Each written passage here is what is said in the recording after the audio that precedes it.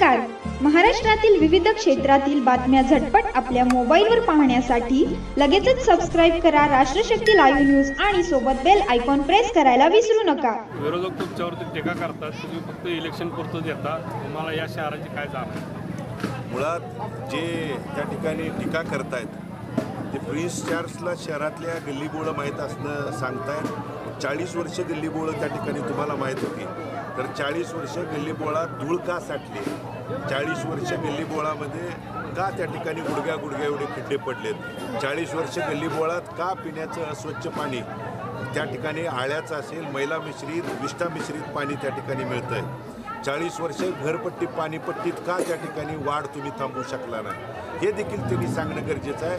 मुळात हे आरोप करणारे कधीच निवडणुकीच्या रिंगणातनं अनेक वर्षापूर्वीच बाहेर पडून गेलेले आहेत. त्यामुळे ज्यांनी निवडणुकीच्या रिंगणातच येत नाहीत त्यांनी बाहेरनं मला सल्ला देण्यापेक्षा इथल्या नागरिकांना माहीत आहे, मी त्यांच्या वेळोवेळी इथं जिथं संकट येतील, समस्या येतील, त्यावेळी भालके कुटुंबातला व्यक्ती त्या ठिकाणी धावून आलेला आहे. मग पाण्याच्या समस्येला असेल, वाढीव पाणीपट्टी आणि घरपट्टी केली त्यावेळेच्या आंदोलनाचा भाग असेल, किंवा इथली कुठलीही समस्या, त्यामुळं नागरिकांना चांगलं माहीत आहे. कुणाच्या आरोपाला मी त्या ठिकाणी असल्याना लक्ष देत नाही. पंढरपुरातले भूखंड अटक केले असं तुम्ही आता आरोप केला होता, इतके कुठले भूखंड कुणी अटक केले? आणि भूखंडाचं एक नाहीत तर या 40 वर्षाच्या काळात सत्तेचा, नगरपालिकेच्या सत्तेचा गैरवापर करून अनेक ठिकाणचे भूखंड जे महावीरनगरमध्ये त्या ठिकाणी बजाजांच्या दुकानाच्या समोरचा जो भूखंड आहे तो त्या ठिकाणी आंतरराष्ट्रीय जे नेते आज बोलत आहेत ना, त्यांनी तो खरेदीचा दिवसच मुळात 26 जानेवारी,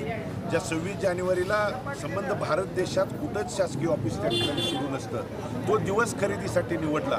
आणि ते मी नाही सांगत, तर या भागाचे आमदार समाधान अवताडे यांनी विधान भवनाच्या पवित्र भवनामध्ये तारांकित प्रश्न उपस्थित करून त्या भूखंडाचा घोटाळा झाला हे त्यांनी त्या ठिकाणी सांगितलं.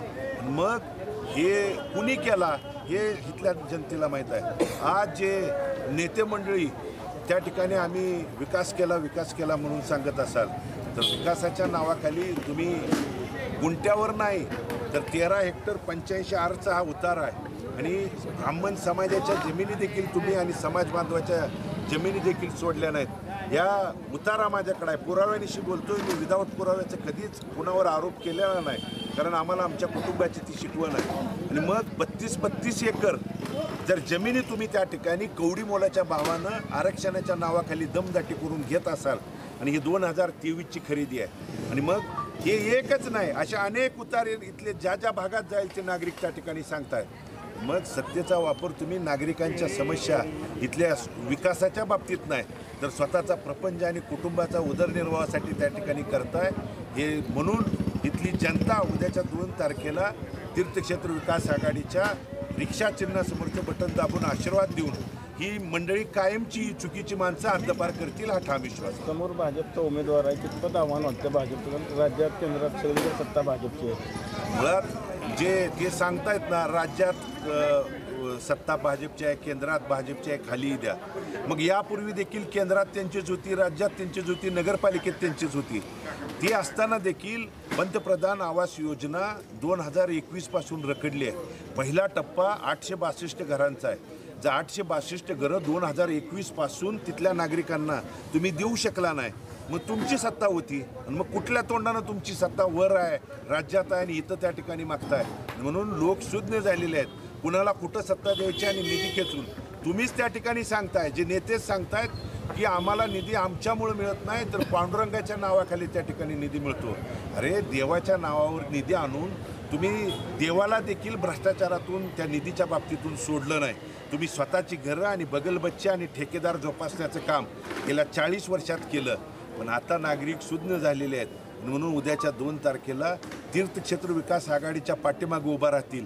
आणि उभं राहिल्यानंतर निधी कसा आणायचा, कसा खेचायचा भारतनानाने आम्हाला शिकवलंय, ते आणून देण्याची जबाबदारी आमच्या तीर्थक्षेत्र विकास आघाडीची असेल. आव्हान वाटत नाही का तुम्हाला? नाही, आव्हान मुळात नाहीच. ही निवडणूक जे आरक्षण डिक्लेअर झाल्यापासून इथल्या सर्वसामान्य नागरिकांनी, प्रत्येक घराघरातल्या माता भगिनींनी आणि तरुणांनी हातात घेतलेले आहे. आणि ते जागोजाग भागाभागात प्रभागात गल्लीबोळात गेल्यानंतर दिसून येतंय की हा प्रचंड उद्रेक जनतेचा उद्याच्या 2 तारखेला दिसून येईल आणि ही रिक्षा इतक्या सुसाट धावेल. तुम्ही चिन्ह मिळताना देखील अडवणूक केली, पण ही रिक्षा आता थांबणार नाही.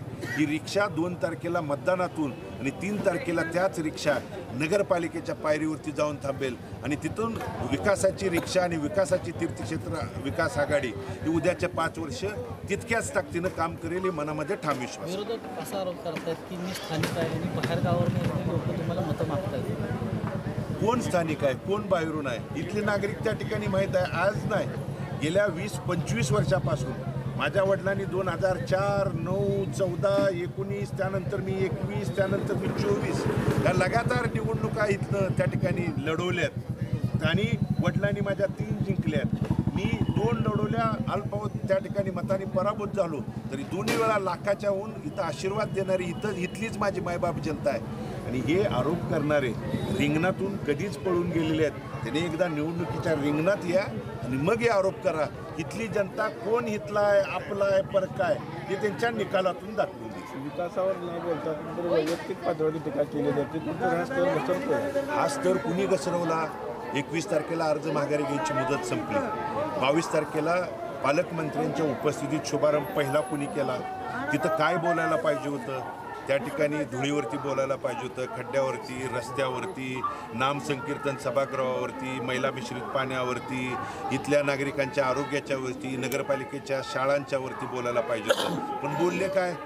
पुढच्या नेत्यांच्या घराकडे जाणारा रस्ता हा, त्या ठिकाणी वरनं CCTV कॅमेरे आणि उड्डाणपूल, हे जे उड्डाणपूल बांधायचं काम गेल्या 40 वर्षात त्यांचं सुरू आहे.